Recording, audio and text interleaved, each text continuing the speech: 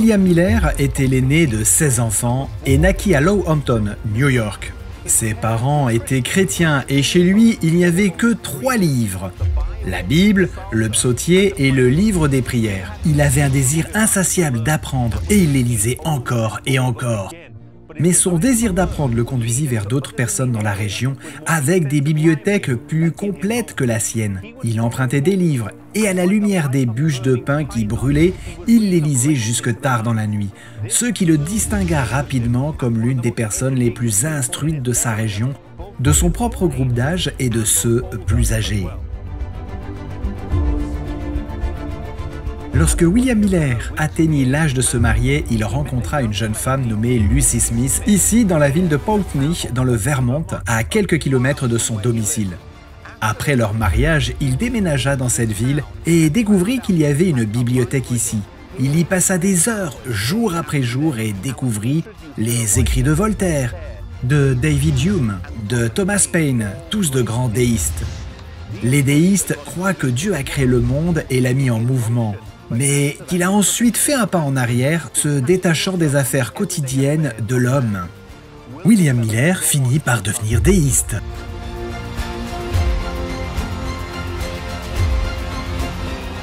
En 1812, l'Amérique était en guerre contre l'Angleterre et William Miller fit preuve d'un grand patriotisme. Et comme son père avant lui, il se porta volontaire pour se battre pour son pays.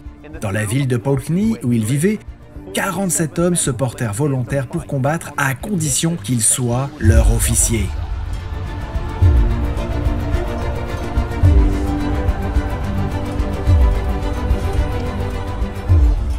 Deux choses ressortirent de cette guerre dans l'esprit de William. La première, c'est lorsqu'un obus comme celui de la bataille de Plattsburgh explosa à 60 cm de lui et de 3 autres hommes. Alors que les autres furent blessés, il s'en sortit indemne. La seconde fut la bataille de Plattsburgh elle-même. Les Américains étaient largement surpassés en nombre. Les Britanniques étaient beaucoup mieux entraînés et expérimentés, venant de vaincre Napoléon, mais ils furent battus à plate couture par une armée qu'ils auraient dû vaincre facilement. La protection et la providence divine s'imposèrent vivement à son esprit et il ne put s'en défaire facilement.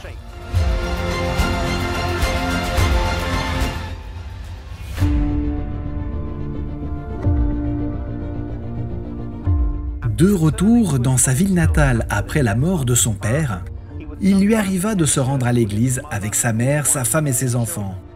Tout en étant déiste, il aimait écouter son oncle prêcher et il voulait aussi que ses enfants aillent à l'église. Mais quand son oncle s'absentait, l'un des diacres lisait un sermon préparé à l'avance et un dimanche, il dit à sa mère qu'il ne voulait pas aller à l'église parce qu'il trouvait la lecture du diacre ennuyeuse. Il dit cependant qu'il serait prêt à lire le sermon à l'avenir si l'occasion se présentait. Comme le ferait toute bonne mère, elle s'arrangea pour qu'il fasse la lecture la prochaine fois que son oncle s'absenterait. Et il s'avéra que le sermon était sur les devoirs parentaux et l'importance de la prière. Pendant qu'il lisait, il se mit à pleurer, frappé par l'incohérence du fait qu'il ne priait pas, mais qu'il encourageait ses enfants à prier.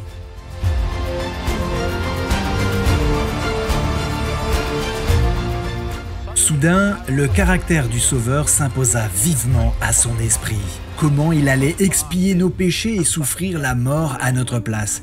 Il dira plus tard « Dieu m'a ouvert les yeux et, ô mon âme, quel beau Sauveur j'ai vu que Jésus était ». Il tomba amoureux de Jésus et de la Bible, et cela le conduisit sur un chemin qui l'amena loin dans la vie.